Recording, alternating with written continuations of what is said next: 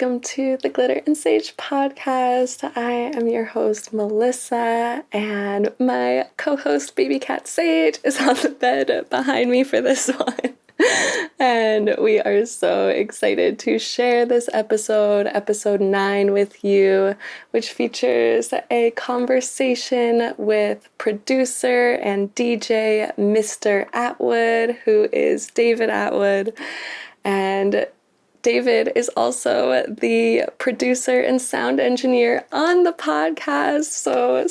So cool to have him on the other side and to get to talk with him all about his journey with music, which also includes our silent disco company that we co-founded together, Quiet Hours, along with our other two partners, Adam Reed and Rob Rink.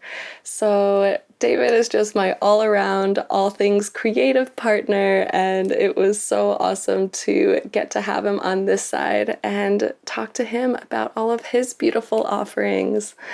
So first, I just want to acknowledge that we took last week off from sharing an episode. We had some technical difficulties arise that we had to move through, and also now our silent disco events are picking up for the season, which has been so exciting. So we had our first event 2 weeks ago, a little cider and silent disco that was in Woodstock at Abandoned Hard Cider Outpost, and David DJ'd at that one, and it was so good to finally dance safely with other people again. And then just this past weekend, the big event Photosynthesis happened and was pure magic. That one was from Dance with Plants, New York Photo Bus, and House of Peculiar. And Cosmo played, who their song Drishti is the intro and outro music for the podcast. And then there were a ton of amazing DJs playing, and we did a big silent disco. Mr. Atwood, David was one of those DJs, so we're just coming out of such a beautiful weekend, and so with our event season picking up, it also felt most aligned for us to move into sharing these episodes on Thursdays so that we can have our events on the weekend and still some time to finish these up and share them with you. So David, Mr. Atwood, is a producer and DJ based in Brooklyn, New York. We met while we were both working and living in community at Omega Institute in Rhinebeck, which is a holistic studies retreat center. And so that is also where our silent disco company Quiet Hours formed, and we're going to have Rob and Adam on the podcast soon, and we'll do a big episode just diving in on all things Quiet Hours silent disco. And then we've moved into now David is helping me produce this podcast. So he shared with us his first single that he produced, which is called Bloom, and we're going to dance to that right into this episode, so enjoy.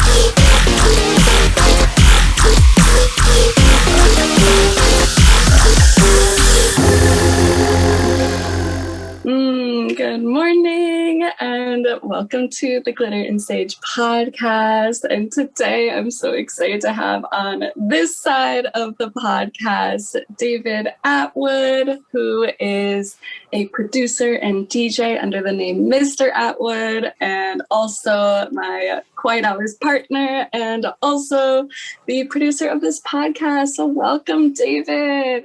Hello, thank you. It's really good to be here. How does it feel to be on this side this time? Definitely interesting. Well, I'm so happy to have you on to talk about your music and your creativity and your journey, and just so grateful for our creative partnership together, and to be able to highlight you on the podcast is such an honor. So thanks for having this conversation with us. And Sage is in the background over there. Yes.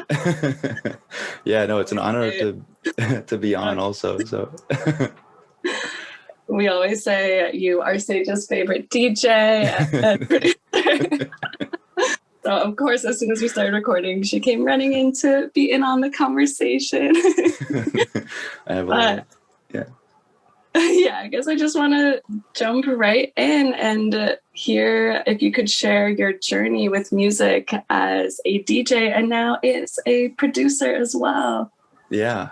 Yeah, thank you. And it's interesting. I never really talked to like a lot of people about this, but the journey was definitely like from a DJ.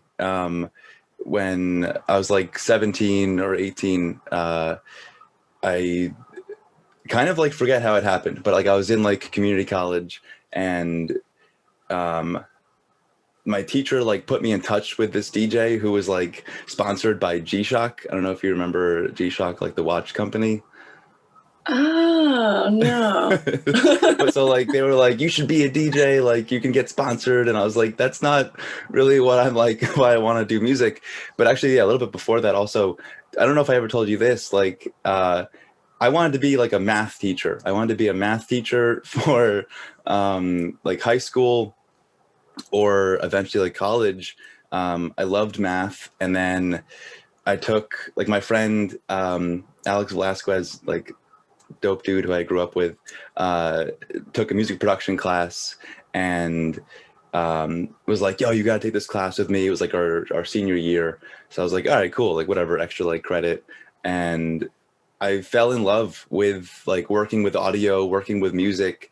There was like a lot of what felt to be like solving problems, which is why I liked math, like doing proofs and stuff.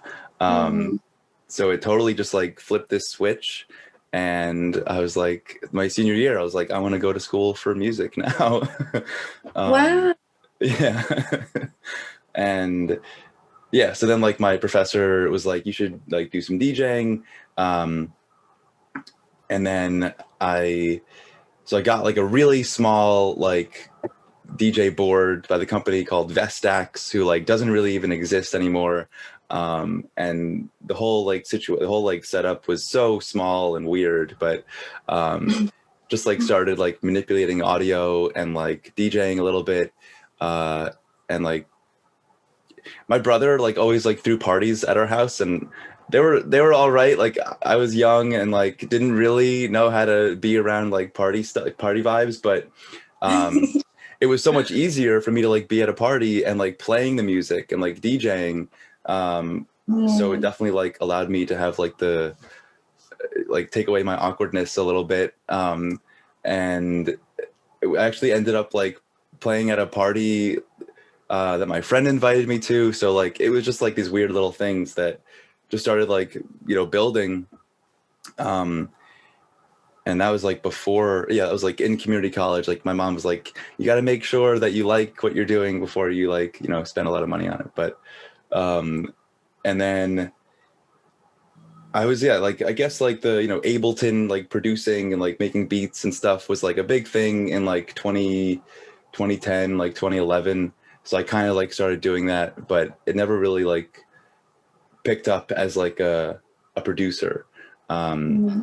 So I DJ'd throughout college, college parties in New Paltz, which we've talked about, which was so funny. Yeah. And my first like paid gig was at my second college. It was like a big dance party. We had 2 DJs there. And then a friend also, a friend named David, like took me into Brooklyn and like DJ'd there. But yeah, never like nothing ever really like was solidified with stuff. And at a certain point, yeah, like kind of like stopped DJing a little bit sometimes, or like picked it back up. But it was really like when I came to Omega in 2018, and I like saw like the people there, and there were like amazing people like DJing and producing, and there was like, I don't know if you ever listened to like there was like some sort of Omega like collective. They rapped about like the free bin and stuff like that. I did hear that. Yeah, so it definitely motivated me again, and just being around like amazing people. And then, yeah, so 2019, like really just started producing a lot more.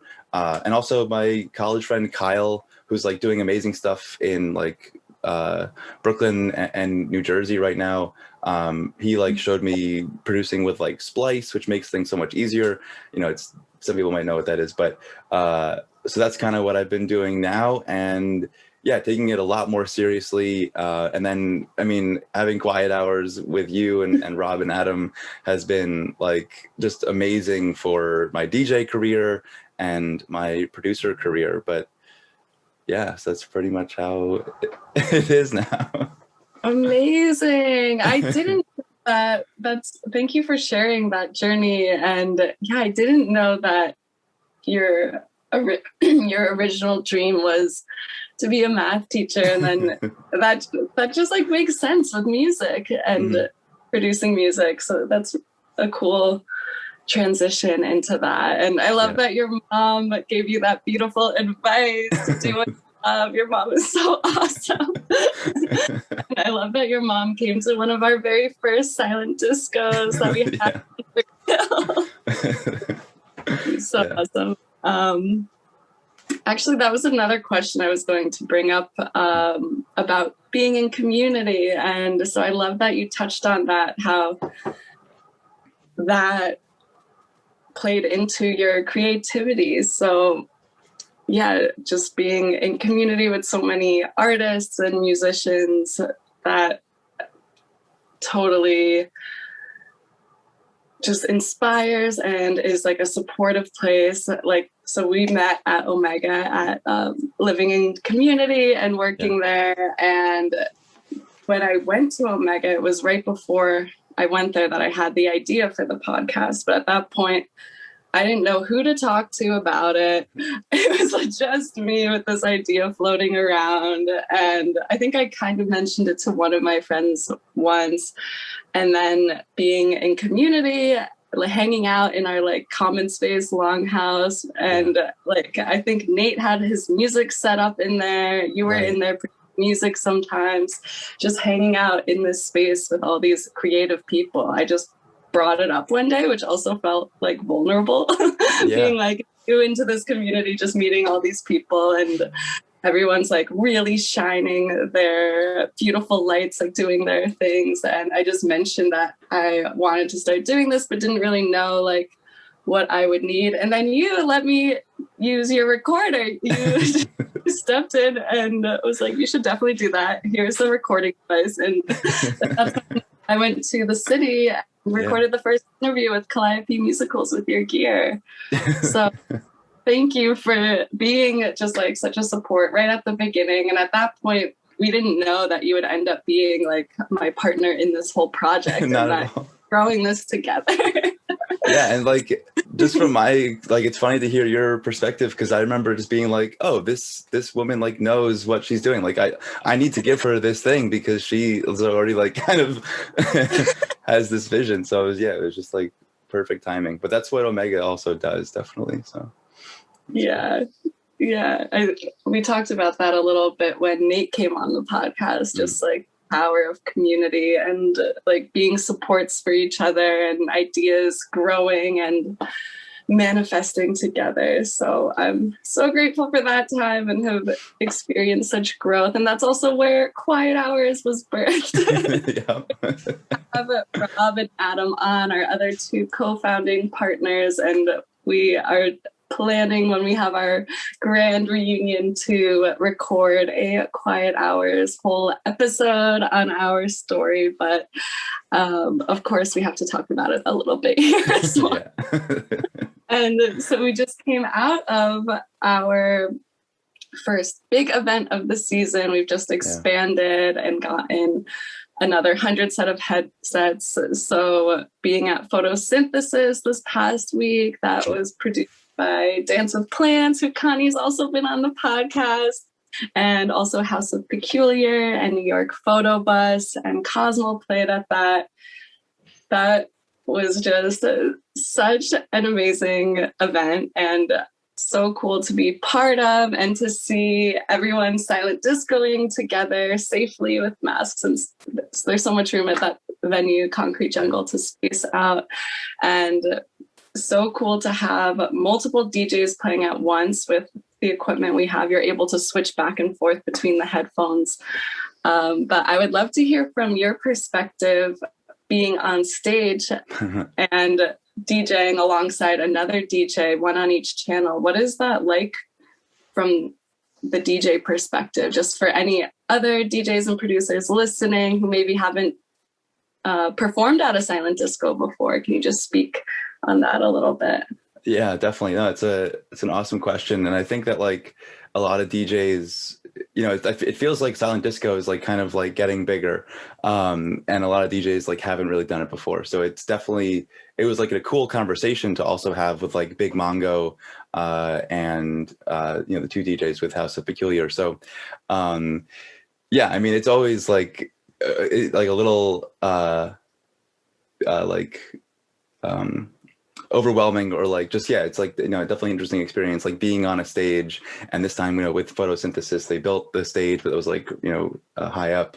So a lot of fun, and having like fire spinners in front of you and like dancers and everyone, it kind of gives you a buffer also. But yeah, and then like just, I mean, people dancing, and as a DJ, yeah, like you kind of want to like look at the crowd and figure out like what's going on, and who's having fun, or like maybe what you want to do. So it definitely does kind of change with having like multiple channels on the silent disco stuff. And so the conversation that I had with like Big Mongo and Sam Boof and Fantasy a little bit, I mean, Fantasy is just like does their thing and is awesome, and like everyone else did as well. But yeah, so kind of just like saying that the set you play for like the people at silent disco maybe is more for yourself, like for the DJ, and you don't really like need to look so much at the crowd and like see what's going on. And maybe because they have multiple options, so they could just kind of choose what they want to do. But yeah, like towards the end, and just like talking to them, they were like super happy with like DJing next to someone. You know, it felt a little bit like maybe competitive in the beginning, but once you see people that are on your channels, and like people do switch back and forth, but it's never like everyone is off of your channel. And yeah, so they like had a blast. They were like dancing up there and singing, which is always funny to hear, because you can totally hear them. When you take the headphones off,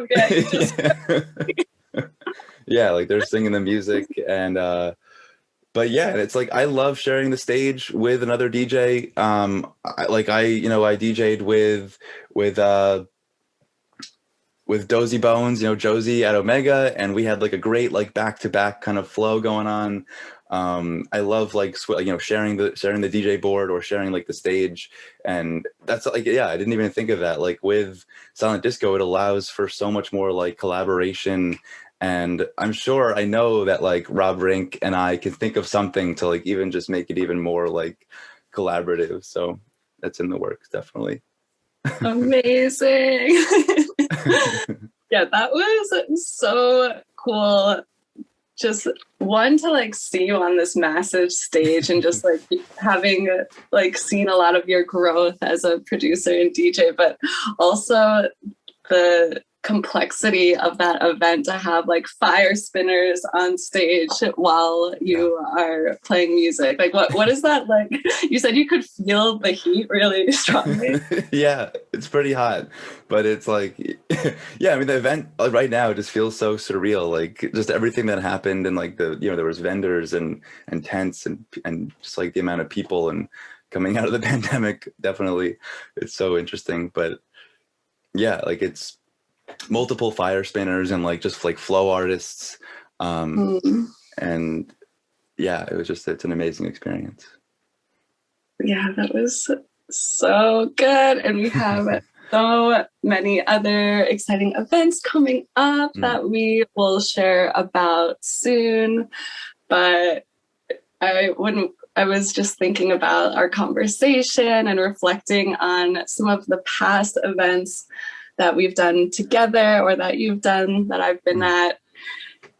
One that came to mind was the Ecstatic Dance that we did with DJ Luminous, who was my guest last time on the previous episode of the podcast. And we had talked a little bit on there about how there's such a journey with ecstatic dance and a little bit about the differences with like late night party dancing and like the intentional container of being at like an ecstatic dance, and how there's waves and then slowing down at the end. How at that event you did the binaural beats and he played the didgeridoo over, and everyone, the dance like slowed down to everyone coming down on their mats, and this really beautiful sound healing experience over that. So could you just speak a little bit about what binaural beats are? Yeah, I mean, that event was super special, and like getting into ecstatic dance is also just like it's a new avenue for me, and so being able to like utilize binaural beats was really awesome. It's really just like the foundation of binaural beats is like two frequencies that are slightly off from each other. So like you could have like 434 and like 435, and what it does, it's kind of like it does like this weird like brain entrainment or attunement, where like it's like slightly offset and you get like these oscillating tones that go back and forth. It can totally like mess with your sense of like perception and stuff, because it can feel like it's like kind of panning left and right, but it's really just like two different tones. And yeah, the biggest thing is that they're like one tone is in the left ear, or this is my right, but one tone is in the right ear and one tone's in the left ear. And so it's like, yeah, then they come together, and it's our perception of those two tones that like make this really interesting thing. And then, yes, I mean, like, I don't know all the like facets of the healing of it, but there's like, different tones that you play. I think it's like, 432, that's like the healing. There's like a healing tone around there. And then you can play like double that or double in a little bit, and you get these really interesting things. So I've always wanted to like make those myself, but during that event, I just kind of like found some stuff online and had no idea that DJ Luminous was even gonna do that with it. So it was so amazing. And in the future, we're definitely gonna be able to like mic his didgeridoo to like put it into the headphones as well, so it would just be like even more crazy. Yeah, so awesome. And I just love how with the equipment but also with your background able to incorporate that into the experience of just like this really beautiful sound healing at the end, just to close this really ecstatic dancing experience.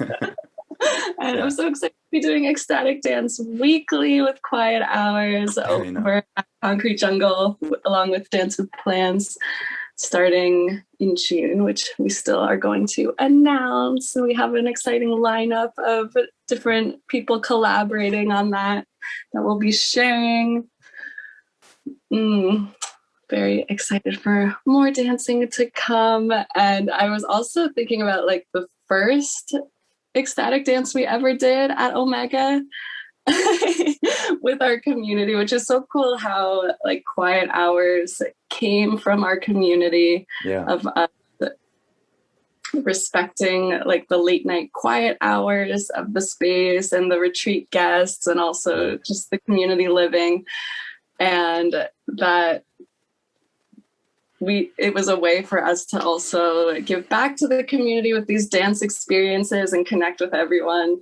And also was a really beautiful way for us to kind of workshop some of our offerings. Like our very first Ecstatic Dance was within the community, and we had like some live painters.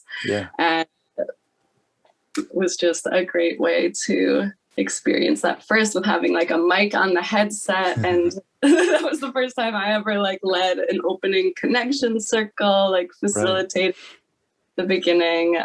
So that was really cool. And when I was thinking about that, actually before we started Quiet Hours, we had this meditation group within our community that Jackson started, and we would meet at 5 a.m. to do dances together. Do you remember those up in Hill House? Like as rising, we would really have to hike up there with all of your equipment. We would start DJing, and we'd have like a beautiful ecstatic dance into the sunrise. Yeah, Jackson he motivated the hell out of me. He was just like, we're doing this. Those were awesome. He would come knock on my trailer door at like at 5 a.m. and then drag me out of bed. But then as soon as we got up there, and the magic of dancing with the sun as it rises is really special. And being like in that space on the top of a mountain, like you really got to see the sun rise and the beautiful colors in the sky. And so to be dancing alongside that was so beautiful. Yeah, like I remember like the smells and like everything like around it was just like really magical. And there was like, you know, the moss right outside in the front, so you just like come to this like fairy house and just in the morning and dance. Being awesome. Like in the forest. And it's actually really cool to reflect on all the places we've danced. And then Burger Hill was another place where we like hiked the equipment. And we have like a generator now for the gear, but at that point we had some like old car batteries that and we put in a wagon and then hiked up to Burger Hill in Rhinebeck, which just has like the most amazing sunset 360 views. That was incredible.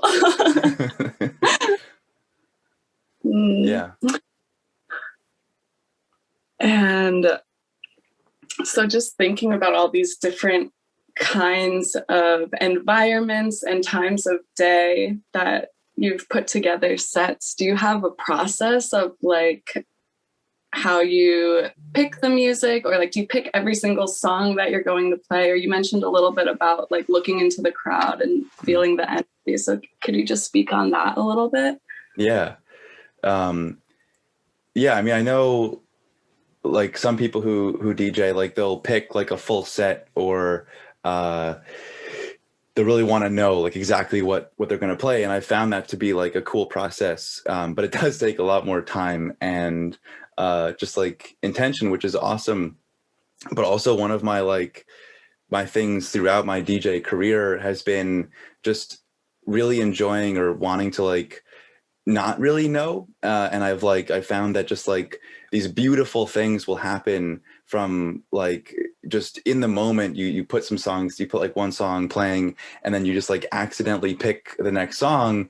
And I mean, of course, like the DJ can hear the things before the audience, so you can like do a little bit, but some really magical things have happened with that. So a lot of times I'll choose like the first song and like maybe like the second or third, and then kind of like let the freedom go. But I also do like to have like a middle song to kind of figure out like what BPM, beats per minute, I'm going to go to, or just like maybe the vibe in the middle. And then definitely like my last song, because that is so important to like in any set, you know, not just ecstatic, but like bring the audience somewhere, and it can be on a high note, it can be on a low note, but so then having like that ending song, and also a big thing, and that you've definitely helped me with, and I know we'll continue to do this, but even at Omega, like just asking people who maybe are going to come to the event, like that's what I did at my second college, like Mercy College, which there was like music that I had never really listened to. Like they introduced me to like this like dance hall A lot of like Moombahton, just like stuff that I had never heard of, and I love. And so I would like, well, I would go around the library. The library was like the social gathering place in that college, but and I would just ask people. So I just like would, yeah, they would give me songs. I would write them down and download them in the library. And yeah, and then like that would then usually like, yeah, still have like that beginning and middle and end, but definitely building off of what like people want to hear. And it's like immensely grown my my like song library, so it's super cool. I loved that. And I love that you brought up like dance hall, because that's something that's like new music to me that actually I started to fall in love with when we had Anitra come on as one of our virtual silent disco DJs.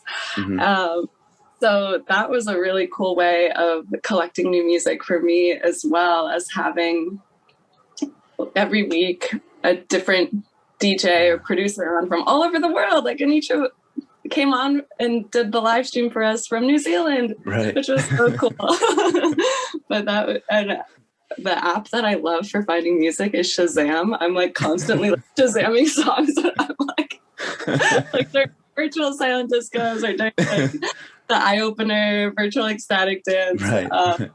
But also I love how you do kind of ask some people who you know or that are going to be there. Like I know not everyone likes to take requests, but that just reminded me of Halloween when I asked if you could play Season of the Witch. I was like working at the door at that moment when the song came on, and like our other partner Adam was at the door with me, but that came on and I like whipped around and went running right up to the DJ to start dancing.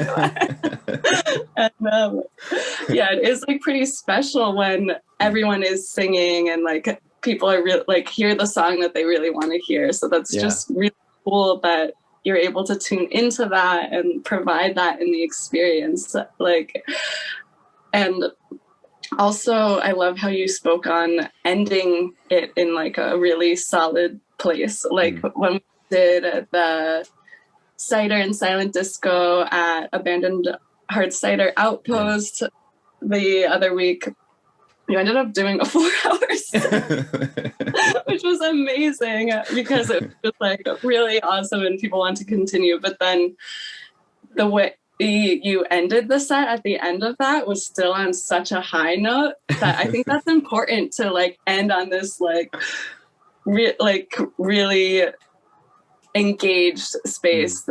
So like I feel like it was intentional, your song choice, to end in that space rather than like it could just like trail out and people could lose interest. So yeah, I really appreciate that and how you play music. Thank you. Yeah, I mean, I've definitely learned that from like other DJs. Like I have always listened to DJ sets, and even like going to festivals back in like 2012 and 2013, like I would remember like listening to like Dylan Francis when like, I don't know, he was messing up so much, but it was still a great set. And I was like, it just gave me so much like motivation. But a lot of times, yeah, like you're at like a festival like set and they end and you're like, I want more. And I kind of like wanted to do that at the Cider House also because it was like, 3.5, 4 hours. So it was a fun decision though. Amazing. That's just like it's crazy that we even have to reminisce like far back on festivals. I'm so excited this time is finally coming back. But that just reminded me of like an epic moment I had in a crowd during Grizz at the Hudson Project. Did you go to that one? No, I didn't go to it was a one-time festival. It was like it was crazy, but the lineup was amazing. And so during a Grizz set, he played, so I was wearing, because I always like to wear like costumes, obviously. I was wearing this like all sequin leotard that was actually my like 9th grade dance recital costume. That still fit me. And so one of my festival outfits. And so during his set, I was with this guy that had this like flower crate, and he was handing out flowers to everyone at the festival. And like one of my friends, and he turned the crate upside down and I stood on it so I could see a little bit better. So there's a lot of tall people around me, and Grizz started playing the song Shout. You know that? Yeah. And he played it like in full, like not even like that like alter. And I'm like dancing, and then I realized that the last time I wore this costume was at my whatever dance recital in middle school or high school, and it was to that song Shout. Oh my god. I had this realization, like, wow. And then afterwards I'm like wandering around the festival, and this girl walks by and she says, "Secret set," like whispers it, and I like whisper like by myself, like trying to find my body or something. And so she was telling me how there was like a secret set with like Grizz and the Floozies in the VIP tent, but she didn't know where it was, and she had an artist band, and I don't know how I knew, but I was like, I know where that is. So she was like, all right, cool, well, I'll get you in if we go. So I brought her there, somehow knew where it was and found it, and then ended up meeting Grizz at this really small private show, and I told him that I was like, I'm wearing this costume. That is awesome. There's just like a little snippet of some festival magic that happens in these amazing spaces that are created. So I just want to be mindful of the time and get to the questions. There's so much more that I would love to chat with you on. And, you know, we'll talk a lot more when you come back on with the whole Quiet Hours team. Definitely. But I want to ask you the questions that you've heard me as the sound engineer and producer ask all my guests. Just coming back to glitter and sage being the theme of the podcast, and glitter for me representing live music and dancing, sage representing yoga and meditation. And those kind of being like ingredients where I feel magic in everyday life and feel the most lit up. So I would love to hear from you. What are your glitter and sage? Yeah, thank you. And yeah, I had like, you know, I had a little bit of time to think about this just because I know. But yeah, and this is totally like, this is like these two things have like been my driving like underlying thing that's like drives me throughout like my whole life. And so it's really cool that like even just that these are your questions also. So definitely like the party like aspect, the party vibe of like DJing, going to concerts. Like I love like just dancing as hard as I can at like these, you know, crazy like dubstep concerts, or I don't really even know what like the genre is, but just like bass music in general. And you know, like bass is like my my glitter, and like yes, like that whole like party vibe. And also like yeah, like producing music, you know, in that genre as well. And yeah, so like that, you know, just that whole idea around, you know, festivals and parties and gathering and sharing like that. I'm like remembering like at a festival also like you share so much like energy with people that like lights you up. And like hearing the same song that like you love with someone else, like that is like, you know, that just like is so powerful. But then, or like yeah, with that like the just like mindfulness like mindset a little bit. Again, like something that I haven't really talked about with a lot of people, but like I talked to my brother a lot about this. Like I grew up in this like super small town with like a bunch of hippies, and my parents actually like followed their college professor to this town to like move there. He was a philosophy teacher, and he would hold these really small gatherings in his basement of like talking about, like they would read a book and then talk about it. But the books a lot of times had to do with philosophy or mindfulness. And he he studied like Gurdjieff and Reich. I'm probably saying them wrong, but two like just really like people that dealt with like the mindfulness and philosophy, and so just like had this really ingrained thing of like being mindful, being aware, and so like that kind of paired with the party vibe, I feel like has really centered me and really like given me a pretty nice path of like not going too overboard, like some friends that I know and people with and who I love as well, but like just staying really in the middle of those two, and like coming to parties and being aware and not, you know, getting too crazy and sometimes, you know, very crazy, but and coming back in alignment, and that's also where like ecstatic dance and like the music that I produce and play again have like a huge like the duality of those two things that really are amazing, where like I love the ecstatic dance where there's like, you know, maybe minimal to no talking, definitely no substances, and I think maybe like I don't know if no shoes is part of that, but I do love that as well. Yeah. Yeah, and so like yeah, those two things definitely like are my driving thing of like, and I need to get back to my meditation practice that I kind of started at Omega and yoga, because that like also just made the party stuff like so much better and so much more like enlightening. So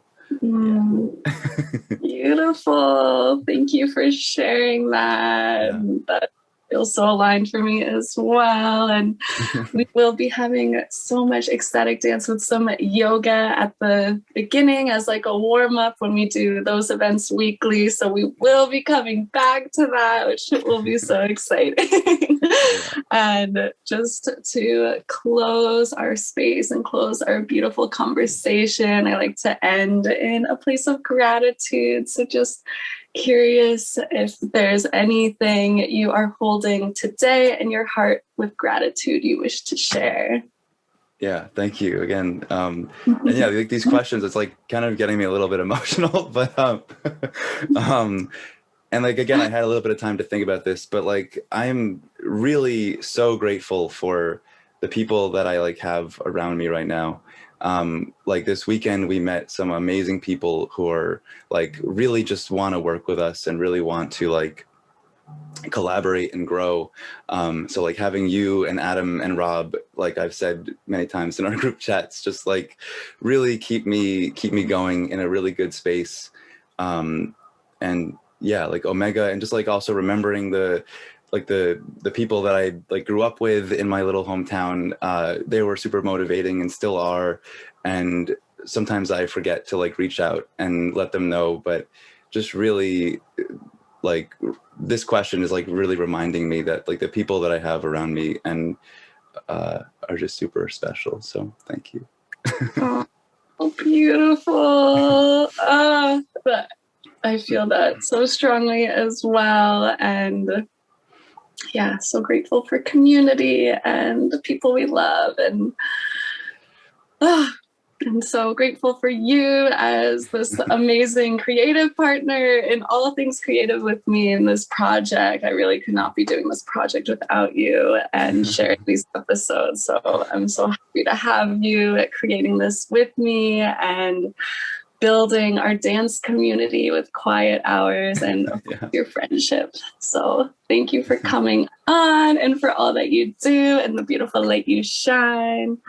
Thank you. And I can't wait to keep creating with you. Yes, definitely. And thank you everyone for listening. May everyone have a beautiful day. Bye. Thank you for tuning in to the Glitter and Sage podcast. The intro music is from the song Drishti by my beautiful friends Cosmal. That's COSMAL. Be sure to check out their amazing music, art, and mindfulness videos. And also big love to my creative partner, David Atwood, who does all my sound engineering and video editing. Thank you, David. You can check out his music under his DJ name, Mr Atwood, ATWOOD. And you can follow me on Instagram at glitter.and.sage. And if you enjoyed this episode, please make sure you rate, review, and share this podcast. I hope your day is filled with so much magic. See you next week.